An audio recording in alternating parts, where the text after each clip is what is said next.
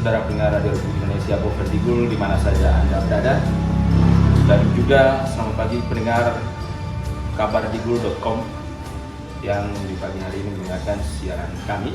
Tentunya pada kesempatan hari ini kita sedikit berbincang-bincang bersama Vikaris Episkopal Milik Tanah, Bapak Pastor Paroki Tanah Merah, Bapak Pastor Alvinus Buarlele, yang mana kita akan coba berbincang-bincang terkait dengan tata pelaksanaan perayaan Natal ini sendiri, mulai dari masa Advent hingga Hari Raya Natal. Baik, selamat pagi Bapak Pastor. Pagi. Bagaimana kabar di Sehat-sehat, bahagia, gembira, seperti tak lagi mengunjungi pesta kelahiran Yesus Kristus. Amin Bapak.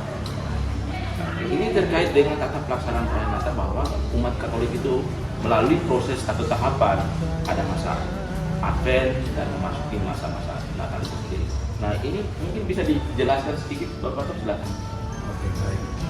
Gereja Katolik memiliki masa-masa liturgi, dan sebelum merayakan Natal atau sebelum memasuki masa Natal, ada yang namanya masa Advent. Adventus itu berarti kedatangan, dan masa Advent terdiri dari 4 minggu menjelang perayaan Vigili Natal tanggal 24 Desember. Sekarang saat ini juga kita sudah mendekati bagian akhir dari masa Advent. Nah, masa Advent itu terdiri dari 4 minggu. Minggu pertama, minggu kedua, minggu ketiga, dan minggu keempat Advent.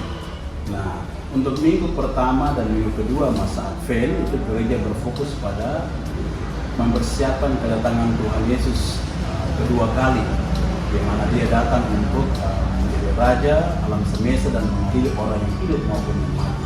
Karena itu bacaan-bacaan mengajak orang untuk mempersiapkan diri berjaga-jaga, karena waktu Tuhan sudah dekat, dalam arti Dia mau datang untuk mengadili orang yang mati, juga membawa keselamatan untuk menyelamatkan semua manusia. Sementara minggu ketiga dan minggu keempat masa Advent itu berfokus pada kedatangan Tuhan Yesus pertama kali di Bethlehem lebih 2000 tahun yang lalu. Karena itu bacaan-bacaan juga berfokus pada seruan-seruan yang mengajak orang untuk bertobat dan mempersiapkan diri untuk menyambut kedatangan Tuhan. Lebih diangkat kisah tentang Bunda Maria yang mengunjungi Elizabeth, saudara sepupunya, terjadi dialog di sana, dan ada perjumpaan yang istimewa, perjumpaan yang membangun persaudaraan yang kita kasih. Tapi terlebih juga mau mengatakan bahwa waktu Tuhan sudah semakin dekat. Keduanya sama-sama mengandung, dan untuk melahirkan itu semakin dekat. Itu pesan juga kepada umat beriman secara khusus orang Katolik bahwa peristiwa kelahiran semakin dekat. Karena itu kita bisa melihat bagaimana orang Katolik sudah berfokus untuk menyambut peristiwa Natal, karena Natal sudah dibuat, ataupun Natal sudah dibuat, walaupun patung ornamen Natal itu dimasukkan, taruh di dalam kandang Natal atau di sekitar Natal itu sendiri. Nah, ini menjadi masa Advent adalah masa-masa persiapan orang Katolik untuk merayakan perayaan di mana orang Katolik juga bertobat, mereka mengaku dosa, ya, menjumpai imam, memohon menerima sakramen pertobatan, dan setelah itu mereka mempersiapkan hati untuk masuk pada perayaan Natal itu sendiri. Nah, sehingga umumnya dan secara liturgi orang Katolik belum merayakan perayaan Natal itu misalnya antara 1 sampai misalnya tanggal 23 Desember 2021. Orang Katolik belum merayakan Natal. Nanti perayaan Natal itu dimulai pada tanggal 24 Desember, pada kita disebut dengan Vigili Natal. Pada saat itulah orang Katolik sudah mulai merayakan peristiwa Natal, menyambut ini adalah menjadi hari raya kelahiran Tuhan Yesus Kristus. Baik Bapak Pastor, kalau kita melihat di era saat ini bahwa pelaksanaan Natal ini masih belum, tapi orang-orang sudah mulai dengan lagu-lagu Natal sudah mulai diputar sejak begitu Desember masuk. Nah, ini kira-kira dalam ajaran Katolik itu sebenarnya seperti apa sih? Pada prinsipnya euforia Natal itu sudah terjadi. jangankan itu, misalnya di Manado saja yang bunyi berber, misalnya September, Oktober, November, Desember, itu lagu-lagu Natal diperdengarkan, dikemenangkan, misalnya tidak hanya di rumah, di mall juga dan sebagainya.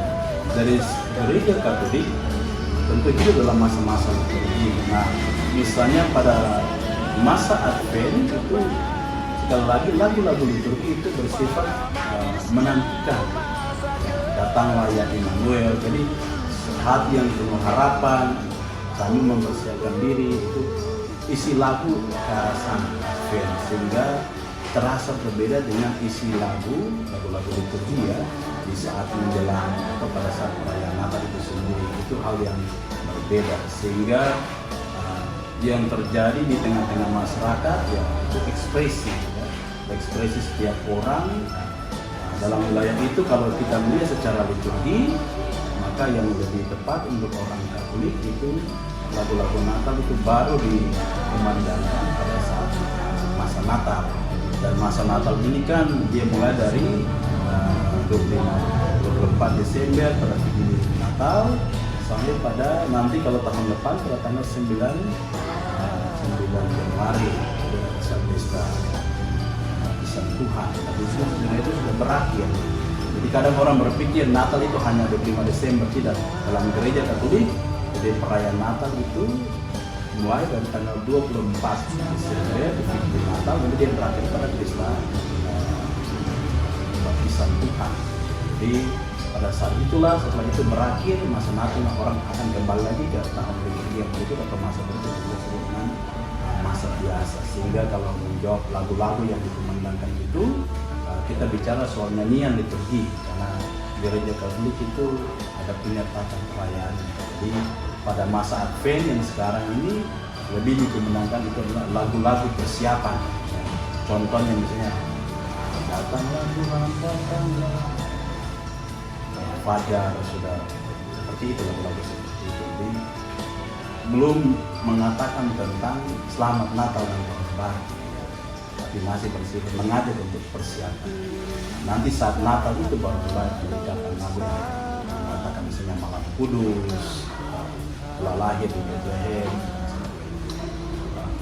Baik, Bapak selaku Vikep Kebijakan Milik Tanah ini sendiri, untuk tata pelaksanaan perayaan Natal 25 Desember tahun 2021 ini seperti apa? Mungkin ada yang disampaikan kepada seluruh umat agar di tengah pandemi COVID-19 ini tetap mematuhi protokol kesehatan seperti itu.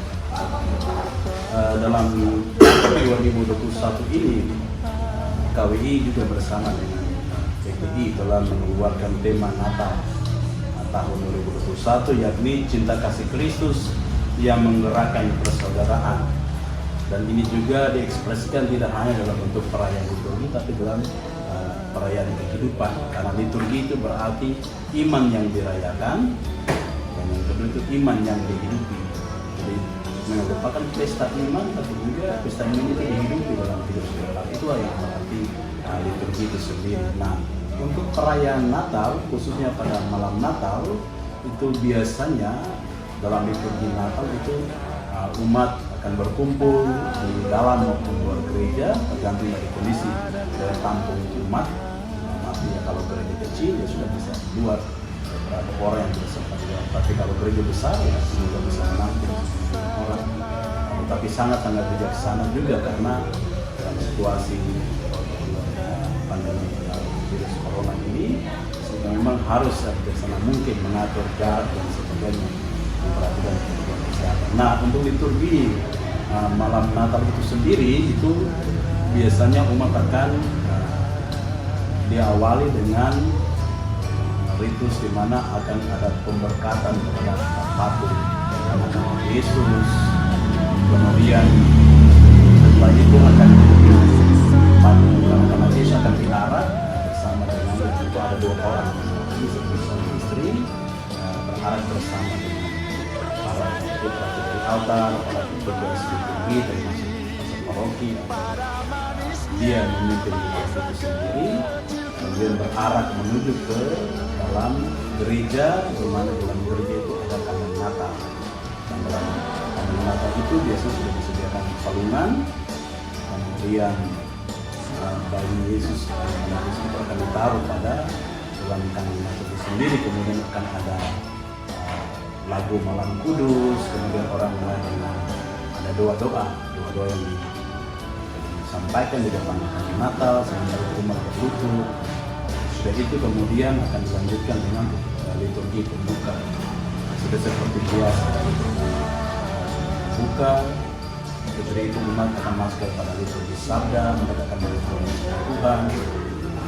Yang istimewa bahwa pada saat nanti sebelum liturgi sabda ada yang namanya nyanyian kemuliaan, karena memang pada masa Advent itu tidak dikumandangkan kemuliaan. Kenapa tidak dikumandangkan kemuliaan? Nanti disatukan pada saat malam Natal itu sendiri, di mana ada bacaan tentang para gembala di padang, kemudian mengalami perjumpaan dengan malaikat pun menyampaikan kabar sukacita dan perasaan hidung kemuliaan disampaikan. Disitulah kemudian gereja juga mengumandangkan hidung kemuliaan, dan saat itu juga lonceng-lonceng gereja akan dibunyikan saat malam Natal itu juga. Nah, sesudah itu liturgi bacaan, kemudian ada yang namanya liturgi sabda, kemudian dilakukan yang liturgi Ekaristi, dan terakhir adalah penutup. Setelah itu selesai, terakhir lagi rangkaian liturgi malam Natal tanggal 24 Desember. Kalau 25 Desember yaitu hari raya Natal, liturgi secara umum seperti hari biasa. Untuk kepada seluruh umat Katolik yang ada di beberapa wilayah ini, apa yang mau disampaikan sehingga dalam tata pelaksanaan perayaan Natal ini benar-benar dapat berjalan dengan lebih makmur. Hari raya Natal itu hari raya sukacita dan kegembiraan.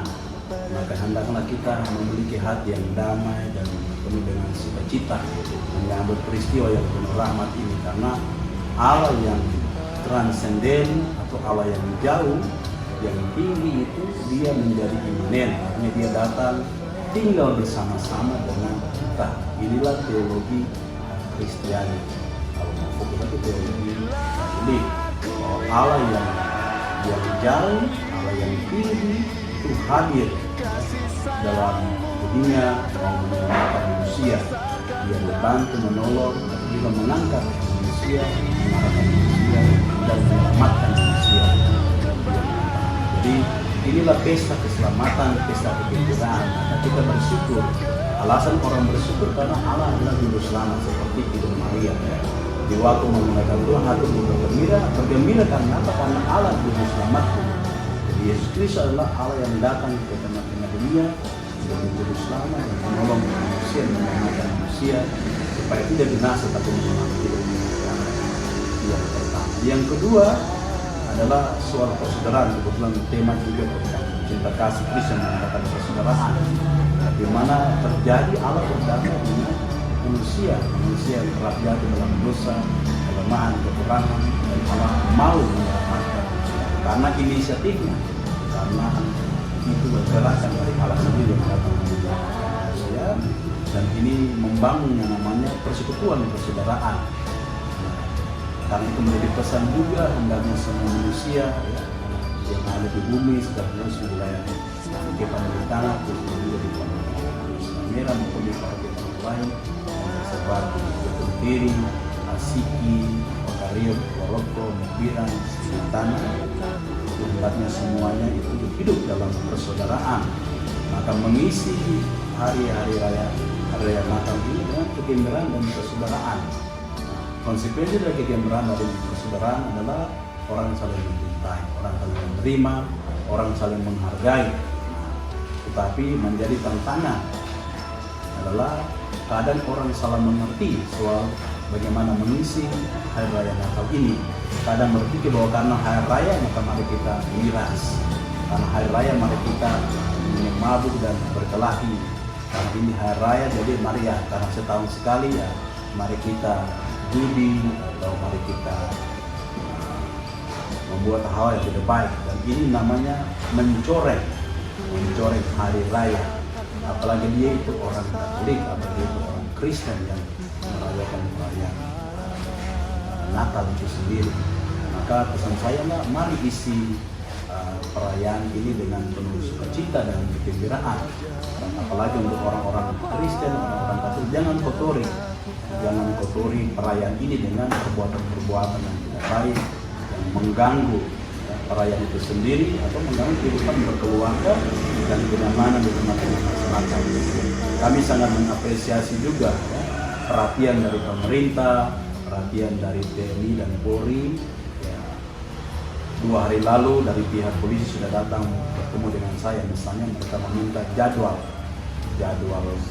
pelayanan selama masa Natal ini, dan itu menunjukkan bahwa memang pihak TNI maupun pihak Polri termasuk pemerintah sangat mendukung perayaan yang mulia ini, termasuk juga dalam hal mau membantu menjaga ketertiban dan keamanan di wilayah Bovendigul. Dan ini hal yang luar biasa, kami sangat berterima kasih.